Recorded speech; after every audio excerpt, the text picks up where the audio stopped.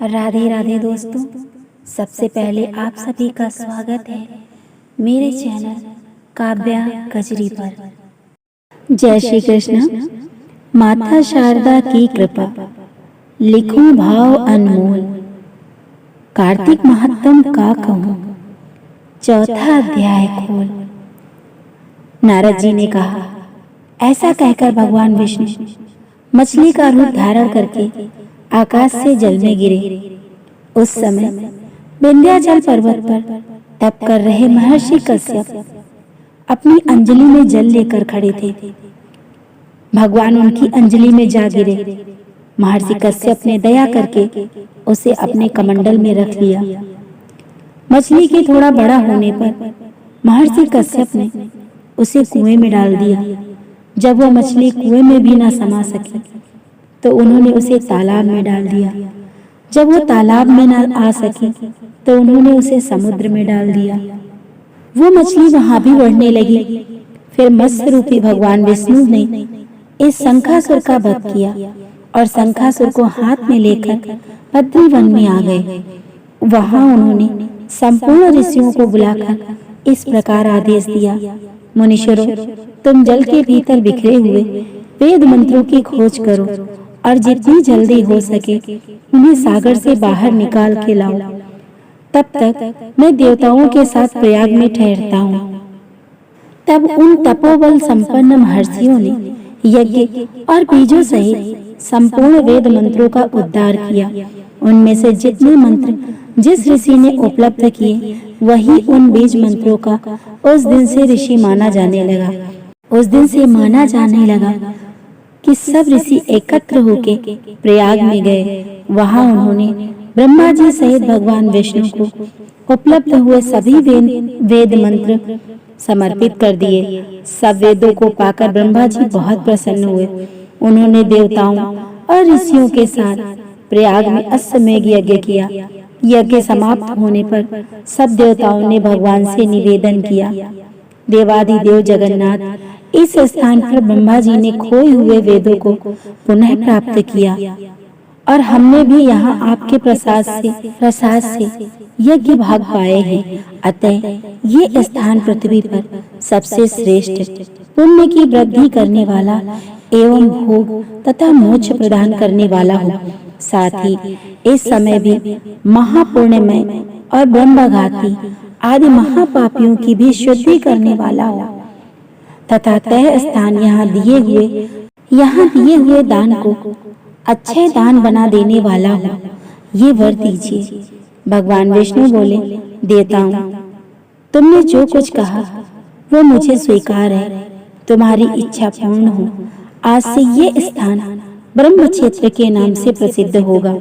सूर्यवंश में उत्पन्न राजा भागीरथ यहाँ गंगा को लेकर आएंगे और वह यहाँ सूर्य कन्या यमुना से मिलेगी। ब्रह्मा जी और तुम सब देवता मेरे साथ यहाँ निवास करो। आज से ये तीर्थराज के नाम से विख्यात होगा।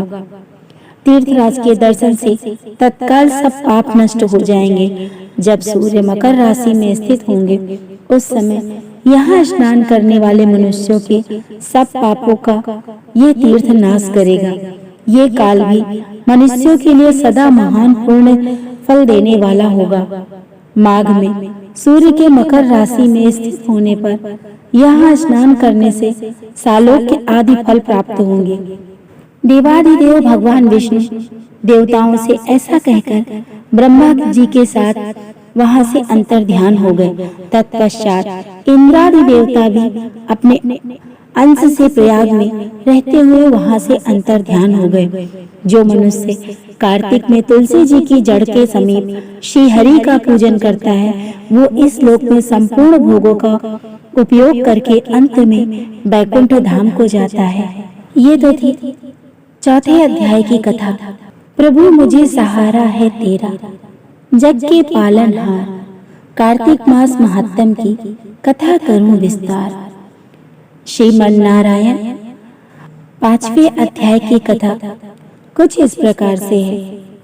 राजा पृथु बोले, हे नारद जी, आपने कार्तिक मास में स्नान का फल कहा। अब अन्य मासों में विधि पूर्वक स्नान करने की विधि, नियम और उद्यापन विधि भी बतलाई है। देवर्षि नारद ने कहा, हे राजन, आप भगवान विष्णु के अंश से उत्पन्न हुए हैं, अतः ये बात आपको ज्ञात ही है। फिर भी आपको यथाचित विधान बतलाता हूँ। अश्विन माह में शुक्ल पक्ष की एकादशी से कार्तिक के व्रत करने चाहिए। ब्रह्म मुहूर्त में उठकर जल का पात्र लेकर गांव से बाहर पूर्व अथवा उत्तर दिशा में जाना चाहिए।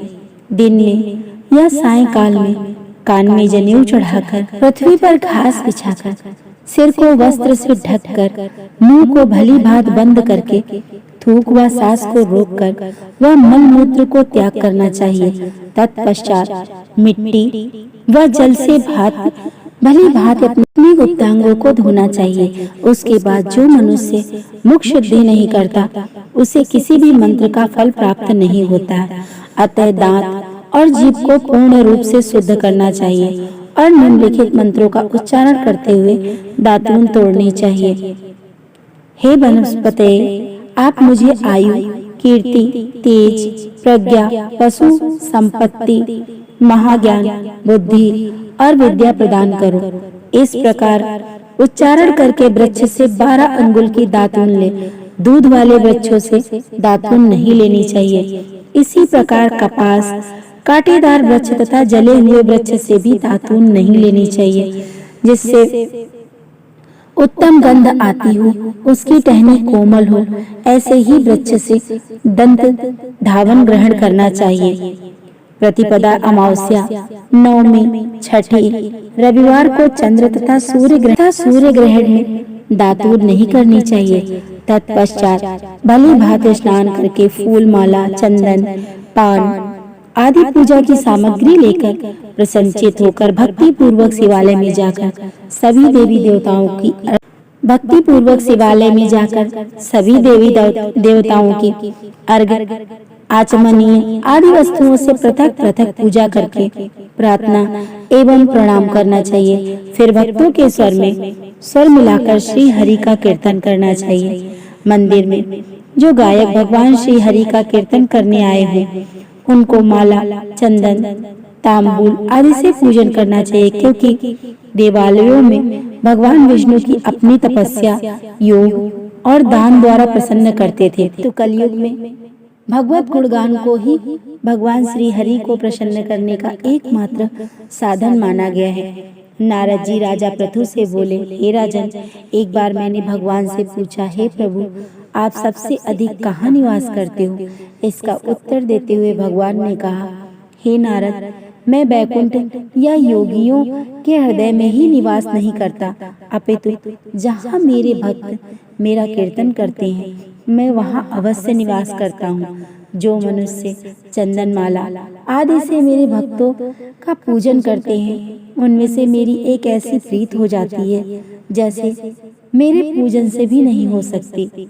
नारद जी ने फिर कहा, शिरीष, धतूरा, गिरजा चमेली, केसर, कंदार और कटहल के फूलों व चावलों से भगवान विष्णु की पूजा करनी चाहिए।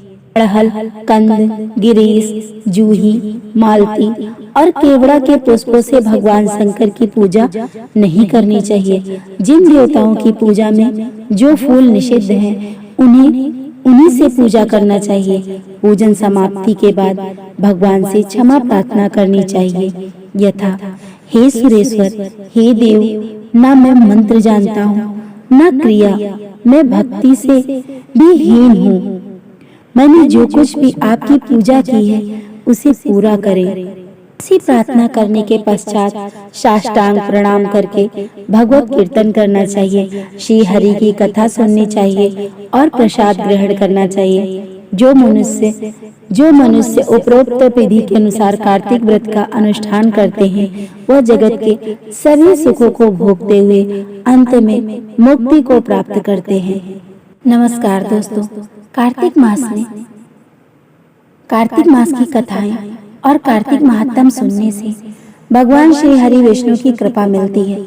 अश्विन मास की पूर्णिमा तिथि से कार्तिक मास का स्नान प्रारंभ हो जाता है और कार्तिक मास की पूर्णिमा तिथि पर स्नान और व्रत का उद्यापन किया जाता है। सनातन धर्म में कार्तिक मास को बहुत पवित्र महीना माना गया है। वर्ष भर के 12 महीने में सबसे पवित्र माह कार्तिक मास को माना गया है। कार्तिक मास भगवान श्री हरि विष्णु को समर्पित है।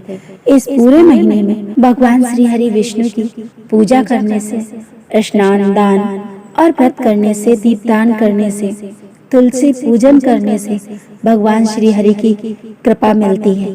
कार्तिक मास की कथा और महत्तम सुनने के लिए मेरे चैनल को सब्सक्राइब करें, मेरे वीडियो को लाइक करें और ज़्यादा से ज़्यादा शेयर करें।